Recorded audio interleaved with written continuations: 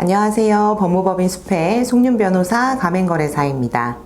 오늘은 편의점주님을 대리해서 승소한 사건을 소개해 드리려고 합니다.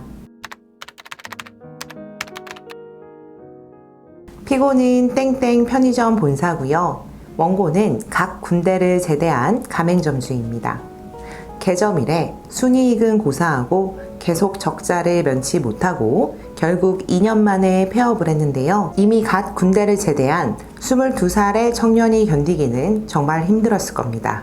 상담은 이 어린 편의점주가 온 것이 아니라 부친이 나섰는데요. 자기 아들의 억울한 사연을 들어달라고 저희 법무법인 숲을 내방하셨습니다.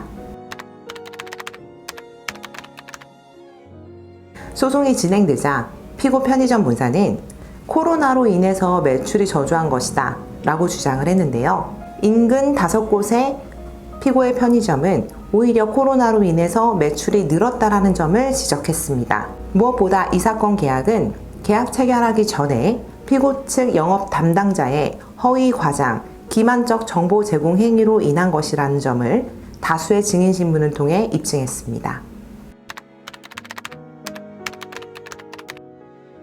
가맹계약을 체결하는 과정에서는 정말 고질적인 문제점이 있는데요. 통상 우리나라에서 프랜차이즈 등 가맹계약을 체결하는 과정에서 가장 큰 문제로 지적되는 부분은 바로 본사와 가맹 희망자의 정보의 불균형입니다. 새로이 창업을 준비하는 가맹 희망자는 해당 업종에 대한 영업 지식과 경험이 당연히 부족한 상태에서 이 본사 브랜드의 안정성, 그리고 수익성을 믿고 고액의 가맹금을 지급하면서 이 창업에 나서게 되는데요. 본사에서는 브랜드에 의해 표상되는 외적인 영업 표지의 가치만 부각을 시킬 뿐, 이 계약 체결 여부에 있어서 가장 중요한, 특히 예상 수익과 관련된 정보가 본사에 편제되어 있는데 이 부분을 가맹 희망자가 쉬이 알 수 없다라는 것이 가장 큰 문제점입니다.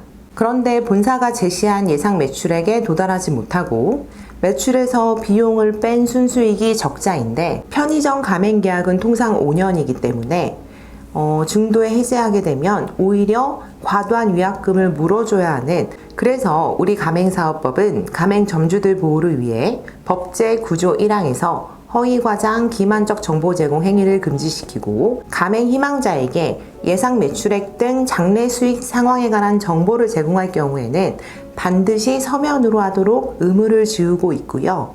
이를 위반할 경우에는 징벌적 손해배상을 부과하고 있습니다.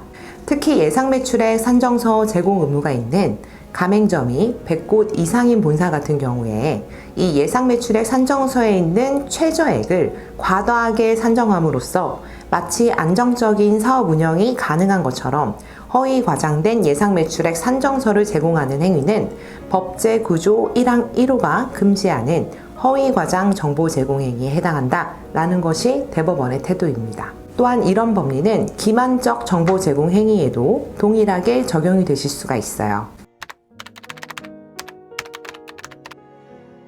이 사건의 경우 가맹계약 체결 당시 이 사건 점포의 입지 조건, 유동인구, 주변의 거주세대, 상권 현황 등에 비춰서 이 사건 점포의 연간 매출액의 규모가 최인근의 5곳 가맹점에 훨씬 미치지 못한다, 저조하다 라는 점을 충분히 예견할 수 있다 라는 점을 주장하고 입증했습니다. 실제 이 사건 매장은 예상 매출액의 절반을 약간 상회하는 67%에 불과했고요. 순이익은 계속 적자였으며 2년 동안 버티다가 폐업을 했습니다. 이는 사실과 달리 최저 수익 등을 보장하는 것처럼 정보를 제공한 행위일 뿐 아니라 기만적 정보 제공 행위에 해당한다 라는 점을 법원에서 인정을 해주셨고요. 원고가 개점을 위해 지출한 개점 비용과 운영 기간 중에 입었던 적자, 이 영업 손실에 대해 전부 승소 판결을 받을 수 있었습니다.